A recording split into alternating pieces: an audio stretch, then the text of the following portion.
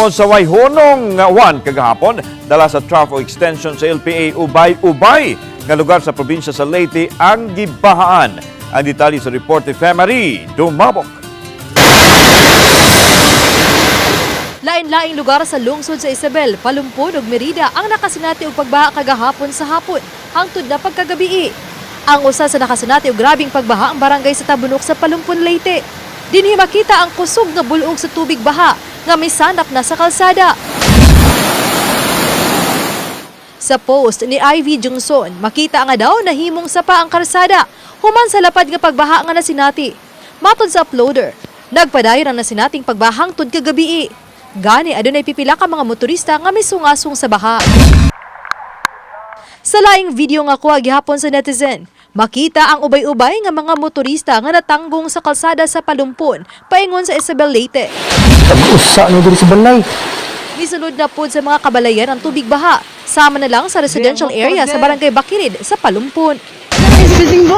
Sunod gihapon sa wayhuno nga paghuwan, nasinati usab ang pagsaka sa level sa tubig sa mga nagkadiyang waterway sa Leyte. Sama na lang sa Dupong Bridge sa Isabel.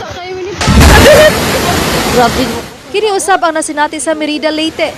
Diin misanap usab ang tubig sa usa ka sapa.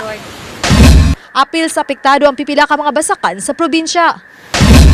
Base sa monitoring sa OCDA, natala ang mga pagbaha sa 7 ka lungsod ug syudad sa Leyte. Sa mga lungsod sa Hilongos, Palumpon, Isabel, Matagob, Albuera, lakip na sa Ormoc City ug Baybay City. Niabot sa 46 ka pamilyahan kon 280 ka individual ang napa-evacuate nga nakabalik na karon sa ilang mga panimay. Nakatala usab og soil erosion sa Matagob, Leyte ug sa Taft sa Eastern Samar. Hinuon parehong maagian na ang duha ka lugar.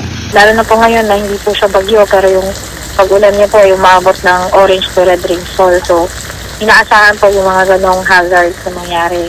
So, pinapaalala po lagi namin doon sa mga high-risk areas or medium-risk areas for that matter na makinig po tayo sa mga balita at sa mga authorities po natin, especially po sa mga DRM officers natin para po kung kailangan po natin mag-evacuate, at least ay makakapag-evacuate po tayo agad-agad. Uba ni Clans Gabutin, Femari Dumabok. Balitang Bisdak.